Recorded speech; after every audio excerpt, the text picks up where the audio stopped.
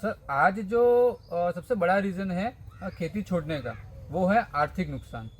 ठीक है, तो सर पॉली हाउस में अपन सबसे ज़्यादा किस चीज़ की खेती कर सकते हैं जो हमें सबसे ज़्यादा मुनाफा हो? पूरा 18 से 25 लाख तक में जाती है फसल। जी जी तो वो एक फसल तो कभी अच्छा प्रोडक्शन आता है तो 25 भी पहुंचते हैं जी। नहीं, कभी थोड़ा डाउन भी रहता है मार्केट तो 18 लाख तो अपने है ही 2 फसलों का। जी। तो उसमें खर्चा निकालने के बाद कम से कम आदमी है वो 14 से 18 लाख रुपया कमा ले एक साल का। एक साल। बहुत बढ़िया सर। सर ग्रीन हाउस और पॉली हाउस में क्या डिफरेंस है सर? ये सर मेरे 2 एकड़ में लगे हुए हैं, एक 4 एकड़ का पूरा डोम लगा हुआ है और 2 हैं वो आधे आधे एकड़ के लगे हुए हैं। इसमें अपने को 75% अपने को सब्सिडी मिलती है जी। उस कोरोना काल में हमने मदद की, वो मदद हमको दूसरे साल में भगवान ने हमको दी। इसलिए नुकसान होता है पर मेहनत अगर करोगे तो नुकसान कम ही होगा। उदयपुर मंडी है या अहमदाबाद की मंडी है, उसमें हम क्या भाव टच करते हैं, जहां भी हमको 2 पैसा ज्यादा मिलता है वहां तक हम मंडी तक पहुंचाते हैं। मंडी में दलाल के थ्रू उस माल को बेचा जाता है, कमीशन उसका काट के हमको मुनाफा हमको देता है।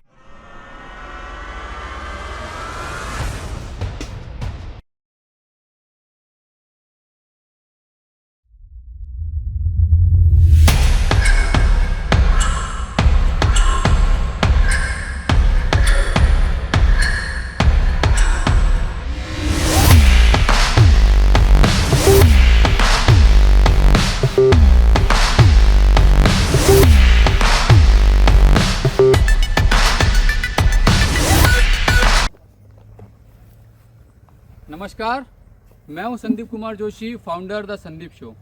आप सभी का आज के हमारे पॉडकास्ट में स्वागत है। दोस्तों, आपने भी देखा होगा कि हमारे देश में किसान खेती छोड़ रहे हैं। उसका सबसे बड़ा रीज़न ये है कि उनको आर्थिक नुकसान होता है, क्योंकि सबसे बड़ा इसमें पॉइंट है कि जब बारिश चाहिए तब बारिश नहीं आती है, उन्हें जल की समस्या होती है, कभी सूखा पड़ जाता है। तो ऐसी ही बहुत समस्या के कारण आज हमारे देश में किसान खेती छोड़ रहे हैं। आज का जो युग है वो टेक्नोलॉजी का युग है। तो किस तरीके से आप खेती को टेक्निकल का इसमें यूज़ करके आप अच्छा सा पैसा कमा सकते हो, और साथ ही ऐसी बहुत सारी जानकारी कि इसके पीछे कितना इन्वेस्टमेंट है, गवर्नमेंट द्वारा कितनी सब्सिडी मिलती है, इसमें उपज कितनी है, और सबसे बड़ी बात इसमें अपन को प्रॉफिट कितना मिलता है। तो इन सभी बातों को हम जानेंगे, तो आप हमारे साथ बने रहिए। तो मैं चलता हूं अभी पॉली हाउस में। आज हम एक ऐसी जगह खड़े हैं जो सिर्फ एक खेत नहीं बल्कि भविष्य की प्रयोगशाला है। यह है पॉली हाउस खेती, जहाँ मौसम नहीं बल्कि किसान का निर्णय चलता है। अंदर चारों तरफ हरा भरा खीरा लगा हुआ है, जबकि बाहर कभी तेज बारिश, ओलावृष्टि या अनावश्यक गर्मी फसलों को नुकसान पहुंचा सकती है। यहाँ तापमान और नमी पूरी तरह नियंत्रित रहती है और फसल सुरक्षित रहती है। आज किसान की सबसे बड़ी चुनौती अनिश्चित मौसम है, लेकिन पॉली हाउस मौसम को नियंत्रित करता है, ड्रिप इरिगेशन से पानी बचाता है, कम जमीन में अधिक उत्पादन देता है और साल में 2 से 3 फसलें लेने का अवसर देता है। इसलिए यह खर्च नहीं बल्कि एक वन टाइम इन्वेस्टमेंट है। हमारे साथ हैं जसेला गांव के सुंदरलाल जी पाटीदार, जिन्होंने पिछले 10 वर्षों में पॉली हाउस के माध्यम से गुणवत्ता वाली फसल, सीधा मार्केट कनेक्शन और स्थिर आय हासिल कर अच्छा मुनाफा कमाया है। जहां पारंपरिक खेती में प्रति बीघा आय सीमित होती है, वहीं पॉली हाउस से आय कई गुना बढ़ सकती है।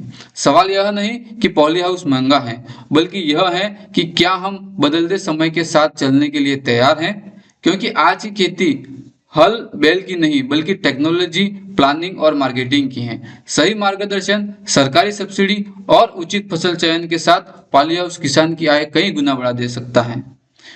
यही इस विजिट का संदेश है कि जब किसान बदलेगा तभी देश बदलेगा। और यही है द संदीप शो, जहां हर खेती की कहानी बनती है प्रेरणा की जुबानी।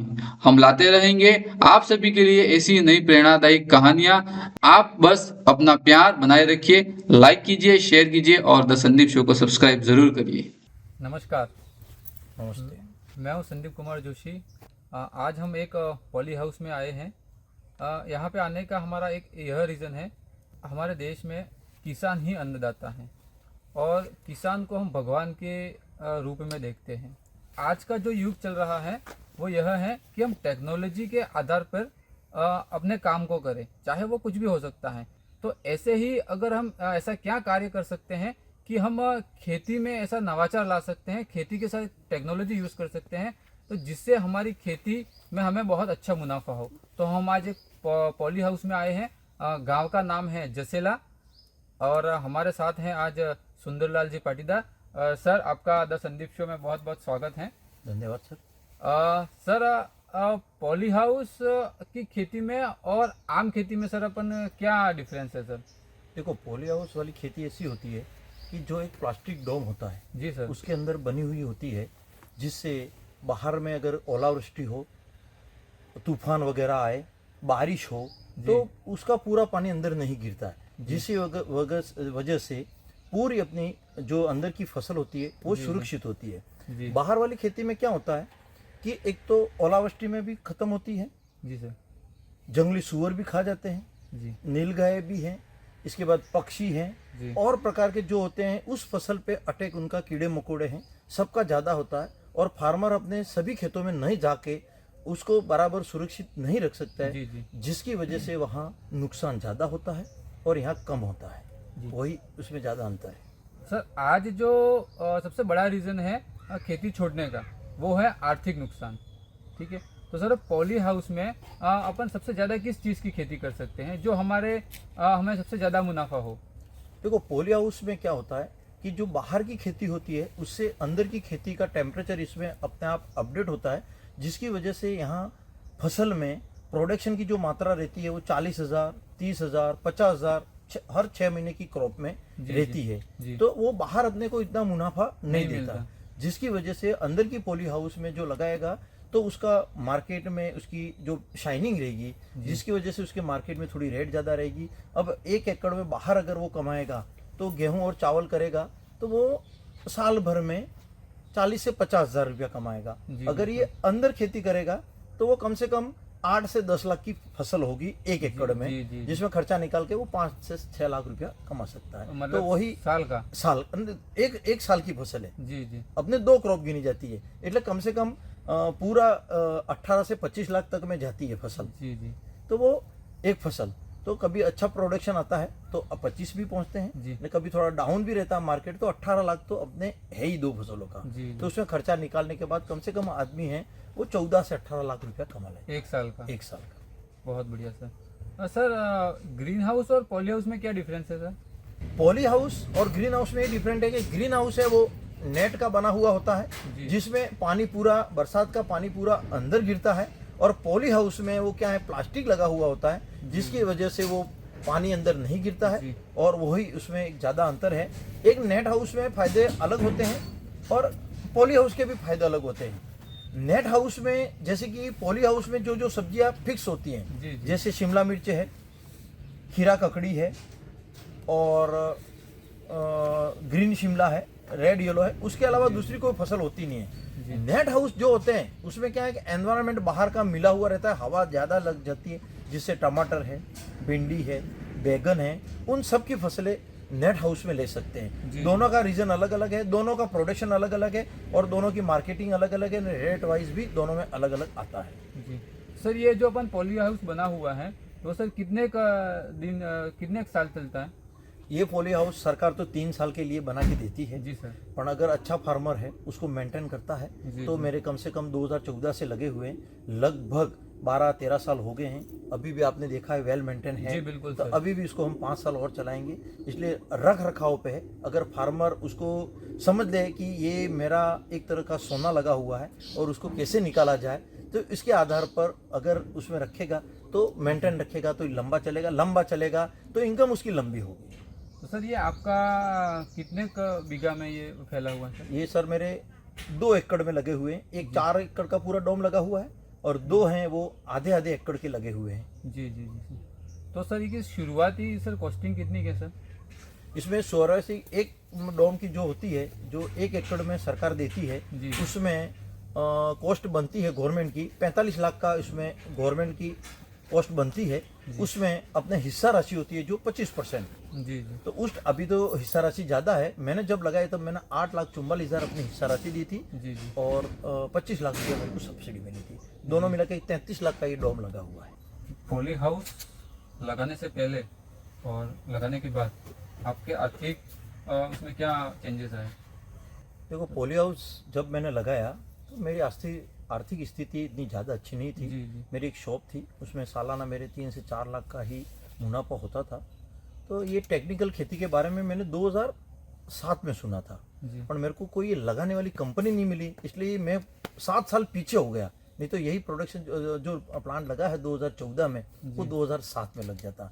अगर आज वो 2007 में लगा होता तो आज मैं कहीं और होता, क्योंकि इसमें मैंने बहुत तरक्की की है। और इसमें आज की तारीख में इससे मैंने, जैसे कि एक फर्स्ट ग्रेड की तनख्वाह जितनी होती है जी, जी। उतनी मेरे हर महीने मेरे मिल जाती है मेरे को। जी, क्या है कि सालाना इनकम मेरे 2 पॉली हाउस थे, जिसकी वजह से मैं सालाना बीच में तो मेरे 2018 से लगाकर 2020 तक जी। मैंने इसमें बहुत पैसा कमाया है। जी, सर। जैसे कि 40 से 50 लाख का हमारा टर्नओवर होता था और 30 लाख रुपया मेरे खर्चा बनाने के बाद होता था। तो मैंने वो पैसा पूरा संग्रह किया और मैंने अपना एक छोटा सा घर बनाया है, जी सर। और इसी पॉली हाउस से। बाकी पहले अपनी इतनी स्थिति नहीं थी कि एक मकान भी बनाए, पर इस आधुनिक खेती ने जी, जी। जो सरकार का जो विज़न है, जी, जी। उस विज़न को मैंने पूरा पालन किया।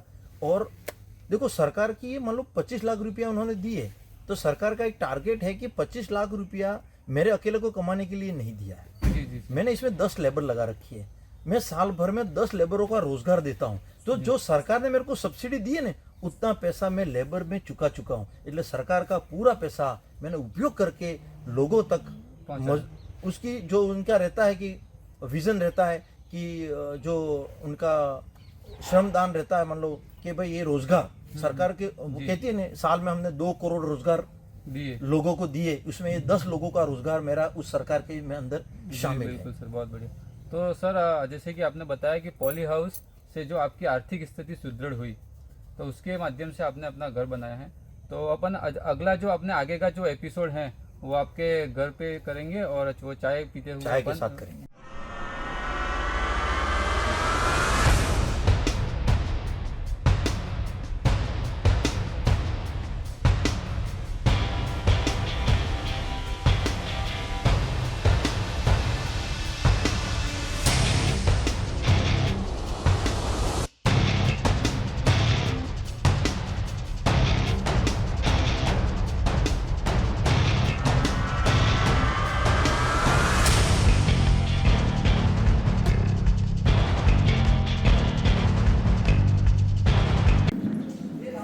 ये है टेक्नोलॉजी के साथ जब हम कार्य की शुरुआत करते हैं, तो ये जो ग्रीन हाउस से इतना बड़ा घर बन सकता है।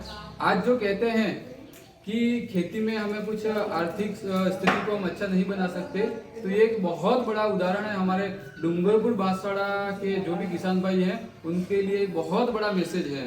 तो आप भी ऐसी ही खेती करिए जिनसे इतना बड़ा और बहुत शानदार घर बन सकता है। तो और भी बहुत सारी बातें होने वाली हैं हमारे अगले जो आगे का जो एपिसोड हम पॉलिंग हाउस से जो करके आए हैं, तो अगला एपिसोड के लिए तो चलिए आप। तो सर, जैसा कि आपने बताया कि आपने 2014 में ग्रीन हाउस की शुरुआत करने का निर्णय लिया था, तो सर उस समय आपकी क्या सोच रही थी सर? देखो, मैंने जब 2014 में ग्रीन हाउस की शुरुआत करने का विचार किया था, वो शुरुआत मेरी 2007 में हुई थी। जिसकी ये जो ग्रीन हाउस लगाते हैं, उसका जो लगाने कैसे लगाते हैं, कैसे फाउंडेशन होता है, इसके बारे में मेरे को नॉलेज ना होने की वजह से वो मेरा 7 साल डिले हो गया। 2014 में इसका मेरे कंपनी मिली पाइप एंड फ्लो, इसके थ्रू मैंने लगाया। और निर्णय इसलिए लिया कि मैंने इजराइल की टेक्नोलॉजी और बहुत सारे और देशों की वो टेक्नोलॉजी मैंने देखी थी टीवी में, न्यू अपने जो उनके शो आते हैं उनमें देखा था। तो मैंने तय किया था कि मेरे को एक ऐसा ग्रीन हाउस लगाना है। इसके बारे में मैंने राजस्थान में तो उस टाइम किसी का लगा नहीं था। तो फिर 2014 में मैंने गुजरात में, यहाँ से अहमदाबाद जा रहा था, तो धनसुरा के आसपास मैंने पॉली हाउस देखा। मैं वहाँ गया, इसके बाद मैंने वहाँ पर देखा और वहाँ से मैंने ये लगाने का निर्णय किया। जी सर, हम किसी काम की शुरुआत करते हैं तो उस समय जिन लोगों का साथ मिलता है वो हमारे पूरे जीवन के लिए एक अहम महत्वपूर्ण हिस्सा होता है। तो जब आपने ये शुरुआत की तो सबसे ज़्यादा आपको सपोर्ट किस चीज़ का मिला? देखो, मैंने आपको बताया, जब 2014 में मैंने इसके बारे में जो निर्णय किया तो मेरे को मोड़ासा का एक रिजवान करके एक बंदा मिला।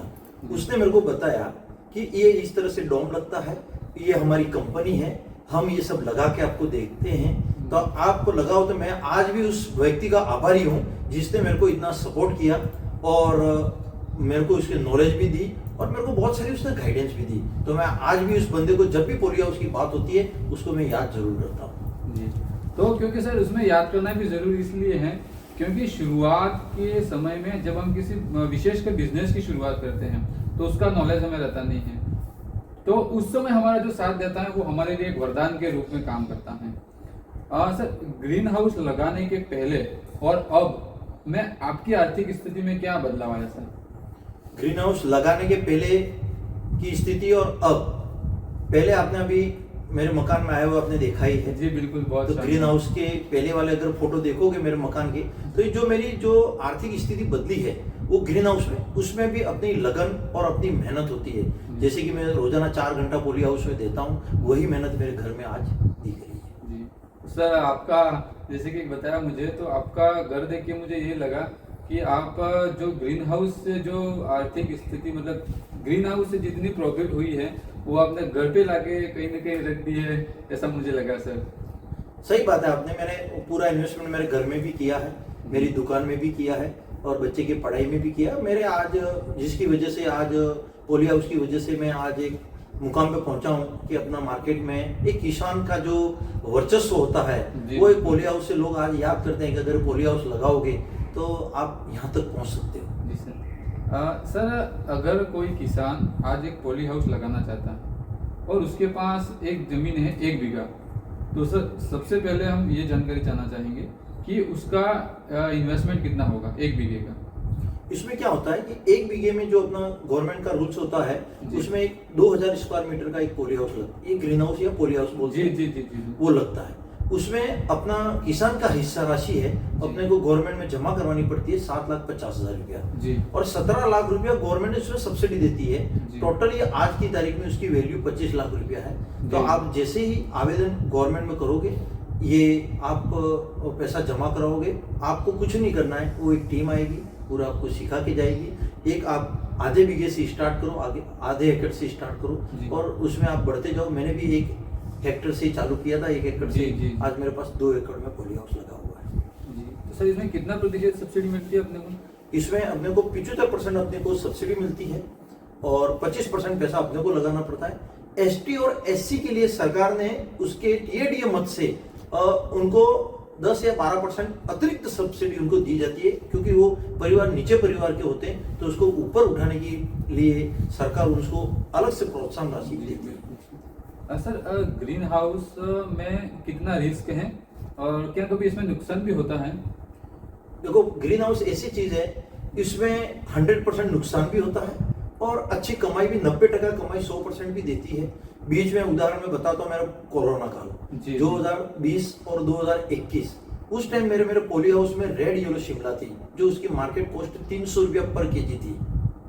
वो कोरोना आ जाने की वजह से मैंने पूरा ट्रैक्टर की टोलियों भर भर के गांवों तक मैंने लोगों को फ्री में बांटी थी। वो मेरा नुकसान हुआ था, पर वो मेरा कोई नुकसान नहीं हुआ। मैंने लोगों को, किसान होता है वो कभी फेंकता नहीं है, जी, उसको हर व्यक्ति को कोरोना काल में जरूरत थी। जी। उस कोरोना काल में हमने मदद की, वो मदद हमको दूसरे साल में भगवान ने हमको दी। इसलिए नुकसान होता है, पर मेहनत अगर करोगे तो नुकसान कम ही होगा। जी, तो मतलब सर आप ये कह रहे हैं कि लगभग 22 मार्च 2020 को लॉकडाउन लगा था और आपकी जितनी भी खीरा और रेड शिमला की जो भी पैदावार हुई थी वो गांव-गांव जाके अपने लोगों को निःशुल्क फ्री में दे दी। तो ये, और सेकंड टाइम में ये आपका सेकंड टाइम में की क्या प्रोसेस रही सर? सेकंड टाइम कोरोना में मेरे क्या स्वीट लगाने के जस्ट बाद जी सरकार ने लॉकडाउन कर दिया। थोड़ा मैं डर गया था, पर वो लॉकडाउन धीरे धीरे खुला और मैंने जो अगले साल की जो भरपाई है, मार्केट में इतनी रेट तेजी से आई, 50 से 55 रुपया होलसेल खीरा मेरा बिका, जिसकी वजह से मेरा अगले साल की पूरी भरपाई हो गई। तो मैंने लोगों को, जो उस टाइम कोरोना काल में जो शिमला लोगों को लाल और पीली, जो लोगों को होता है कि ये तो क्या है, हमको ग्रीन दो। मैंने कहा कि 300 रुपये पर केजी वाली आप खाओ। लोगों ने बहुत खाई और पूरे जिले में लोगों ने, कोरोना काल में मैंने पूरे जिले में पहुंचाई। एक आम व्यक्ति से लगाकर एक IAS IPS ऑफिसर के घर पर तक भी गई थी।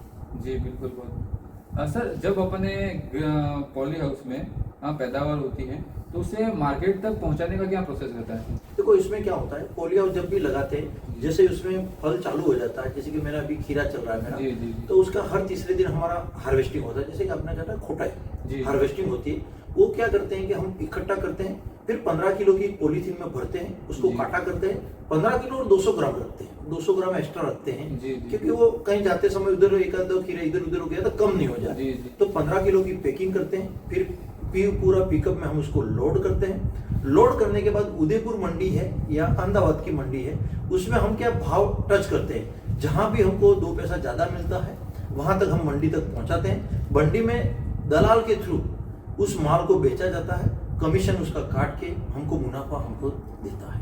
जी सर, जैसे कि ग्रीन हाउस के बाद आपने एक अपनी बीज भंडार की दुकान खोली, तो सर उसकी शुरुआत कैसे हुई?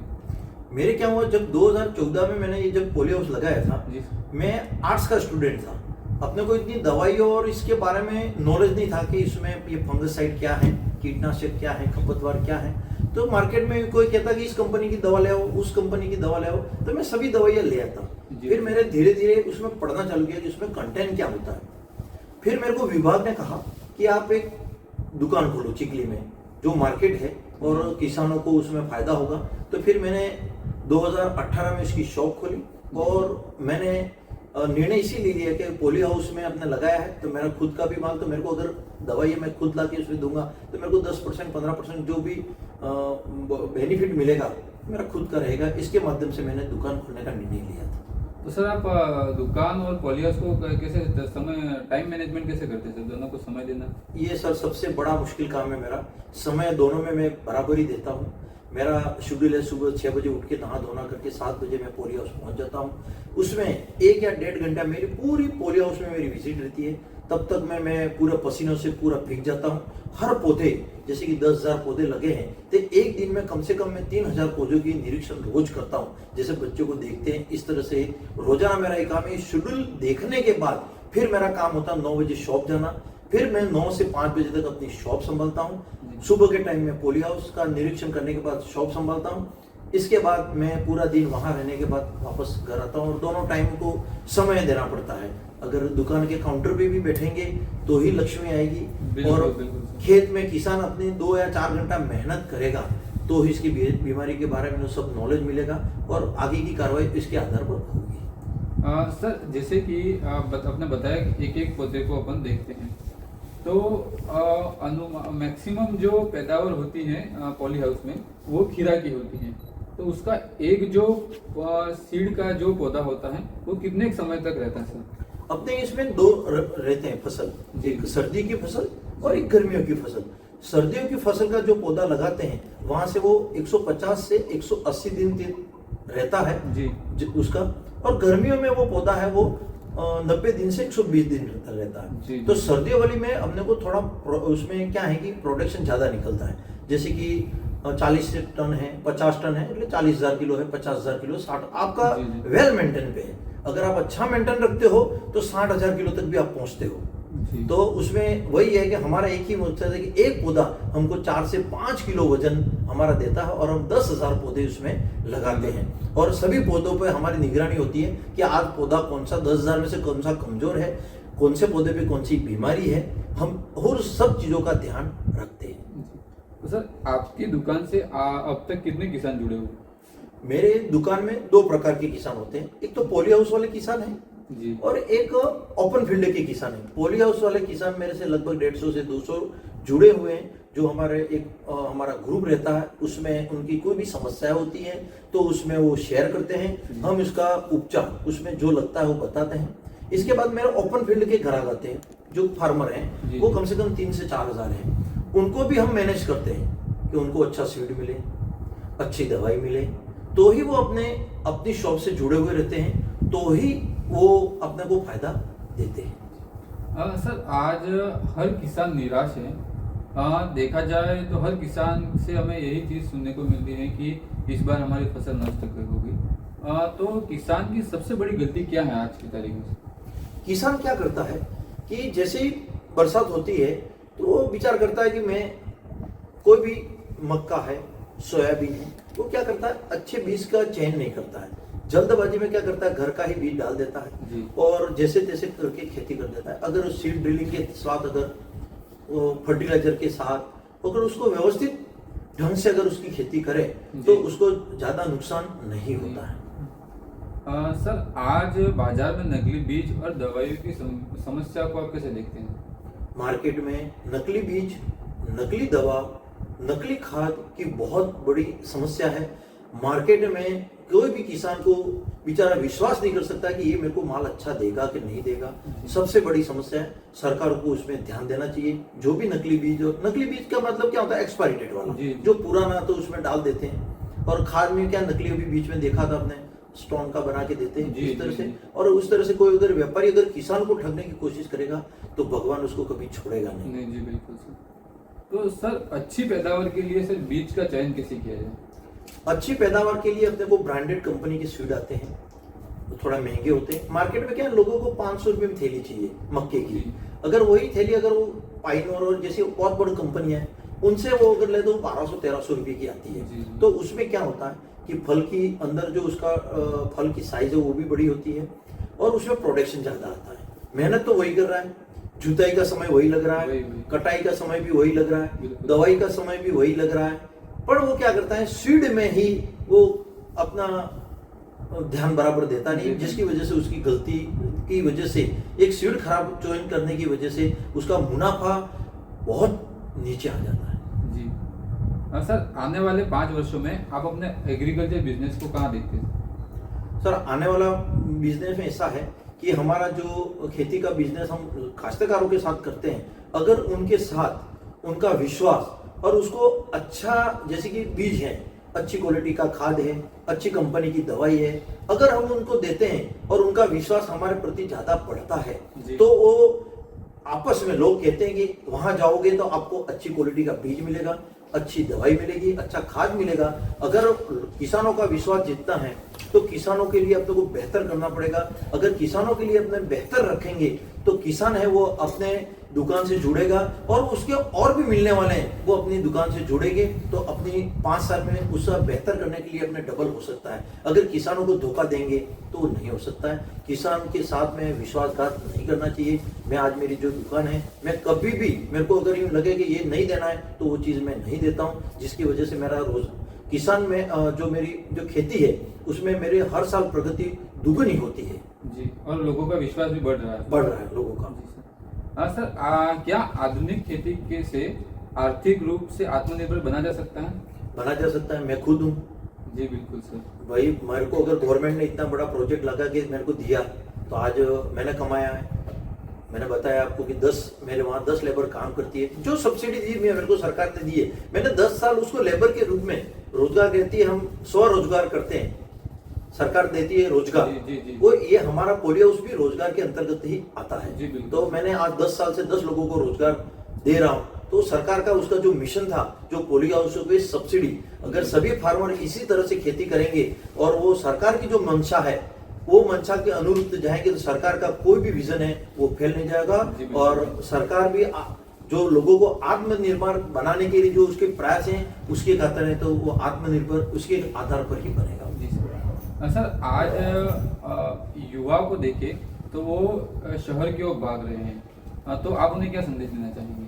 जो युवा, वो क्या है, एक तो खेती से जुड़ा नहीं हुआ, पिताजी खेती कर रहे हैं तो वो भागना चाहता है। पर मैं आज की तारीख में यही कहता हूँ, जो युवा अगर सरकारी नौकरी से वंचित है और कुछ भी नहीं कर सकता है तो उसके खाते बंद खेती है, माँ बाप ने उनको दे रखी है। अगर उसी खेती में मेरी तरह से, मैं भी, आपको बिलीव नहीं करते हो, मैं जिस कॉलेज में डायरेक्टर के पद पे था, मेरी सैलरी 2014 में 50,000 रुपया थी। आज तो मेरी कहीं होगी। वो 50,000 की मैंने सैलरी छोड़ के ये पोलियो हाउस की, ग्रीन हाउस पोलियो हाउस की स्थापना की। और मैं आज देखो, अगर मैं वहां होता तो मैं 6 लाख में ही मेरा संतुष्ट था।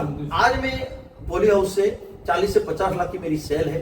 तो आप देख लो, कहीं भागने की जरूरत नहीं है। जो भाग रहे हैं वो गलत दिशा में जा रहे हैं और वो वापस आएंगे। थोड़े दिनों में आप देखना कि खेती, नौकरी नहीं करेगा आदमी, खेती करेगा। अभी आपको पता होगा कि लोगों को यही चाहते हैं कि हमको शुद्ध मिले, शुद्ध मिले, ऑर्गेनिक मिले। ऑर्गेनिक। थोड़े दिन में आप देखना कि जितने भी करोड़पति गाँव में आएंगे और एक किसान को बोलेंगे ये 5 लाख रुपया रख के इसमें जो भी गेहूं चना जो भी होगा उसमें कोई खाद मत डालना, तेरे घर का देसी खाद डालना और ये पैसा एडवांस रख, ऐसी भी नौबत 15 से 20 साल में आने वाली है। बिल्कुल सर। खेती में सफल होने का एक सबसे बड़ा फार्मूला क्या है? खेती में जैसे कि सफल होने के लिए मैंने बताया आपको कि जो भी चीज आप करते हो, जैसे कि ओपन फील्ड में भी खेती करते हो, बाहर में गेहूं चना करते हैं, किसान है उसको रोजाना अपने खेत में जाना चाहिए, 1 घंटा उसके चारों तरफ की विजिट करनी पड़ती है, उसमें क्या समस्या आ रही है वो किसान देखते नहीं है और एक बार बीज बोआते हैं, कटिंग के लिए जाते हैं, इसीलिए इनकी समस्या आती है। इसलिए मेरा सभी किसानों से यही है कि आप अपने खेत में रोजाना जाएं, रोजाना उसकी विजिट करें, तो आप कभी असफल नहीं हो सकते। सर आज जैसे कि अभी आपने कहा कि 15-20 साल पहले एक ऐसा समय आएगा कि लोग कहेंगे कि हमें एकदम शुद्ध चीज़ चाहिए। तो सर ये जैसे कि अगर शुद्ध चीज़ चाहिए तो हमें उसके लिए ऑर्गेनिक पे जाना पड़ेगा। तो ऑर्गेनिक और जो आज की खेती है उसमें क्या डिफरेंस है? देखो साहब, ऑर्गेनिक वाली खेती ऐसी होती है जी। कि ऑर्गेनिक में बिना खाद से करोगे એટલે उसके जो भी प्रोडक्शन है उसमें 19-20 दिखेगा, जैसे कि थोड़ा टेढ़ा मेढ़ा है, गेहूं है तो थोड़ा पतला दिखेगा। जी जी। और फर्टिलाइजर वाली में क्या होती है, फर्टिलाइजर जैसे दिया तो चमक जाएगी, खीरा है तो अच्छा लंबा सीधा सट होगा, उसमें शाइनिंग रहेगी, गेहूं है तो चमकता रहेगा, लोगों का आदत बन गई है चमकीली चीजें खाने की। ऑर्गेनिक चीज हमेशा यही होती है कि उसमें थोड़ी सी बनावट में दिक्कत रहती है जी। क्योंकि वो बिना फर्टिलाइजर से बनता है, तो लोगों की मानसिकता उसमें नहीं आती है, यही दिक्कत आ रही है। जी सर, जो किसान आज संघर्ष कर रहे हैं उसे आप क्या सलाह देना चाहेंगे? किसान जो संघर्ष कर रहा है इसके पीछे विजन ये है कि वो निरंतर अपने खेतों में नहीं जा रहा जी। है। वो क्या करता है कि एक बार खेती करके छोड़ आता है। कुछ किसानों की समस्याएं रहती हैं जैसे कि अतिवृष्टि, उसके कारण संघर्ष कर रहा है, पर आने वाले दिनों में किसानों को संघर्ष करने की जरूरत मेरे को लगती है नहीं आने वाली है। अगर सरकार आपसे पूछे 3 सुझाव तो आप क्या सुझाव देंगे? देखो, मेरा तो सरकार से यही विनती है कि किसानों को एक तो 12 घंटा बिजली दी जाए। जी। अगर सुबह से लगाकर शाम तक अगर बिजली देगा तो ही किसान अपने खेतों में पानी सिंचाई कर पाएगा। इसके पहला सुझाव तो मेरा ये है। दूसरा सुझाव मेरा ये है कि किसानों को क्या है, अतिवृष्टि से नुकसान ज्यादा होता है। जी बिल्कुल। तो मेरा सरकार से यही कहना है कि जो भी किसान, अगर मान लो सोयाबीन की अभी आपने अतिवृष्टि देखी जी, है, तो बिल्कुल। मेरा एक ही सुझाव है कि सरकार उसकी एक तो जुताई का खर्चा, बीज का खर्चा, खाद का खर्चा और लेबर का खर्चा जब भी नुकसान हो, जैसे कि अमेरिका की तर्ज पर उसको पूरा उसको मुआवजा दिया जाए जी। तो ही वो किसान ऊपर आएगा, नहीं तो बहुत नीचे चला जाएगा। तो दूसरा में मेरा ये है। तीसरा सुझाव ये है सरकार से कि जो भी ये बाहर की जो मेड़बंदियां जी। हैं और नरेगा के जो काम चलते हैं उसको उसके खेतों में जो काम करे उसके पीछे नरेगा में उसके लोगों को जोड़ना चाहिए, जिससे वो अपने खेत का शुद्धिकरण करेगा, लेवलिंग करेगा। सरकार चाहती है कि किसान ऊपर आए तो ये नरेगा भी खेती में जोड़ा जाए। सर आज जो एक आम खेती कर रहे हैं और ग्रीन हाउस में आना चाहते हैं तो वो अधिकतर सर देखने में आता है कि जैसे कि अपन डूंगरपुर बांसवाड़ा की बात करते हैं तो बहुत सारे ग्रीन हाउस किए हैं और उन्होंने बंद कर दिए हैं। तो बाकी लोग भी इतना बड़ा इन्वेस्टमेंट करने से डरते हैं, तो जिन्होंने बंद कर दिया है तो उनकी ऐसी क्या कमी रही जिनकी वजह से उनको बंद करना पड़ा? पॉली हाउस, ये जो ग्रीन हाउस है ऐसी चीज है जी। कि उसमें आपको क्या करना पड़ता है, जैसे कि मैंने जो पॉली हाउस लगाया मैंने स्वरुचि से लगाया है। बहुत सारे क्या करते हैं, पिताजी अपना पैसा है वो लगा देते हैं बेटे के लिए या कोई दूसरा व्यक्ति काम आके करेगा। खेती ऐसी चीज जी। है उसमें जिसको रुचि हो वही वो पॉली हाउस कर सकता है, वही मेहनत करेगा। जी, बिल्कुल। तो खुद मेहनत करेगा, रोजाना अगर वो 4 घंटा देगा तो पॉली हाउस बेचने की जरूरत नहीं पड़ती है। जी। इसमें फार्मर क्या करते हैं कि पॉली हाउस तो लगा देते हैं पर वो काम है दूसरों के भरोसे छोड़ देते हैं, वो तो कहीं और जगह है, वो पॉली हाउस में जाता नहीं है तो पता ही नहीं चलता उसमें क्या बीमारी लगती है। पॉली हाउस में ऐसा है कि अगर कोई बीमारी लगती है उसमें तो 7 दिन में आपकी फसल खत्म हो जाती है। वो वहीं से आएगा तो 2 बार फसल खत्म होगी तो दोबारा करेगा नहीं। इसकी वजह से जिनके पॉली हाउस बंद हैं आज की तारीख में, उनका वही कारण है कि उन्होंने अपना ध्यान नहीं दिया। और हमारे जैसे जो 2012-14 से लगे हुए हैं, जो सरकार भी यही कहती है कि अगर मान लो देखना हो तो वहां जाओ, तो वही है कि अगर मेहनत करोगे तो ही इसमें 2 पैसा कमाओगे। अच्छा, तो मतलब सर ये है कि जैसे कि कोई एग्रीकल्चर डिपार्टमेंट डूंगरपुर में कोई चाहता है तो आपके उदाहरण से उन्हें कहा जाता है कि अगर आपको ग्रीन हाउस देखना है कैसे काम होता है तो जसेला बेचते हैं, उनको ये कहना चाहते थे सर। आप अगर डिपार्टमेंट में जाओगे जी। तो वही पूछेंगे कि आपको अगर खेती करनी है तो जसला जाके आप विजिट करो, और आपको अगर नहीं करनी है, इसके बारे में जानकारी लेनी है, तो जो आसपास दिख रहे हैं कहीं पर भी आप निरीक्षण कर लो। मेरे पास बहुत सारे किसान भी आए हैं, मैंने यही कहा है, अगर उसमें आप रोजाना 4 घंटा देते हो, जी। एक ट्यूशन टाइप है, अगर आप 4 घंटा अगर दोगे तो उसमें निश्चित सफल होगे, अगर आपने समय नहीं दिया तो नहीं सफल होगे। जी। तो अगर आप भी खेती करना चाहते हो या ग्रीन हाउस या पॉली हाउस को समझना चाहते हो तो एक बार सर से संपर्क करिए और विजिट जरूर करिए। सर एक और चीज़ है कि जैसे कि आपने बताया कि 1 बीघा जमीन है, हो सकता है किसी किसान के पास हो, पर उसके पास इतना पैसा नहीं हो कि वो अपना डाउन पेमेंट गवर्नमेंट के पास जमा करा सके, और जिस किसान के पास पैसा नहीं है अगर उसे कुछ एग्रीकल्चर में कुछ शुरुआत करनी है तो वो कैसे कर सकता है?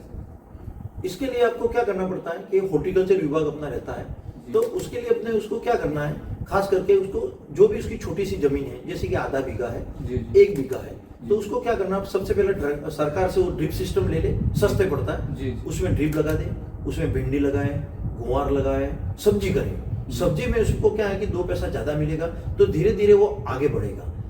पॉली हाउस लगाने के लिए उसको 7-8 लाख रुपए चाहिए, उसके पास होगा जी, नहीं। बिल्कुल। किसान के पास इतना पैसा होता तो वो आप कह रहे हो शहर की तरफ भागेंगे, ऐसे ही भागते। इसलिए हमारा कहना ये है कि जिसके पास पैसा ज्यादा नहीं है जी। वो छोटे स्तर पर 1 बीघा जमीन में पत्ता गोभी है, फूल गोभी है। जैसे कि आप मैं बता दूं कि 1 बीघा जो अगर के खेत है उसमें अगर गेहूं करोगे तो आपके 10 बोरी गेहूं होंगे जी। तो 25,000 के होंगे। उसमें फूल गोभी करोगे तो 30,000 प्लांट 1 बीघे में होंगे। एक 10 रुपये में बिका तो उसकी फूल गोभी 3 लाख में जी। बिकी। तो इस तरह से अगर वो आगे बढ़ेगा, जैसे आपको माली है, एक बीघा जमीन क्या उससे भी कम रहती है, वो फूलों की खेती करता है और साल भर उसका पूरा घर का भरण पोषण करता जी, है। बिल्कुल। इसी तरह अगर किसान है, अगर छोटा सा है उसके पास टुकड़ा, उसमें सर्दियों के लिए सर्दी की सब्जी कर दे, गर्मी में भिंडी गुआर कर दे, तो उसका परिवार आराम से 5 लाख रुपया कमा सकता है साल भर का। 1 बीघा जमीन है तो भी कमा सकता है। मतलब सर खेती को नवाचार और टेक्नोलॉजी से जोड़ के उसे आगे बढ़ना चाहिए। अच्छा, जैसे कि आपने बताया कि भिंडी है, अभी गोभी है, ऐसी अपन उसमें एग्रीकल्चर में अपन कर सकते हैं। पर सर आज अपन अधिकतर देखने में आता है कि जिनके भी खेतों में मक्की का ऐसा कुछ किया हुआ है तो वो सुअर उसको खा जाते हैं रात में, और आज लगभग हर अपने डूंगरपुर बांसवाड़ा में सबसे बड़ी समस्या हो गई है ये, तो उससे उसको कैसे रोका जाए सर? देखो उसमें सरकार की योजना है जी। कृषि विभाग की, उसमें तारबंदी की योजना है। जी, जी। वो आपको अब क्या है, पहले तो अपने 13 बीघा में थी, अब जी। सरकार ने 2.5 बीघे के, अब उसको 2 बीघे में भी, वो 1.5-2 बीघे में भी दे रहे हैं। तो आप तारबंदी जी। करवाइए, सरकार की सब्सिडी का फायदा लीजिए। सरकार जी, की जी। बहुत सारी योजना है जी, जी। कृषि के लिए, इतनी सारी है। मैंने तो आज तक नट बोल्ट भी लाया हूँ तो सरकार की सब्सिडी से ही लाया हूँ। तो सुअर और गायों के बचने के लिए सरकार के द्वारा वो चीजें मिलती जी। हैं, और सरकार में हम भी कहीं आगे जाते हैं, हमको बोलने का मौका दिया जाता है, तो हम यही कहते हैं सरकार को कि नील गाय और जो सुअरों को किसानों की खेती से उनको दूर रखा जाए, जिससे किसानों को नुकसान नहीं हो। सर आपने अपना कीमती समय दिया सर हमें, सर आपका बहुत बहुत धन्यवाद सर। धन्यवाद सर।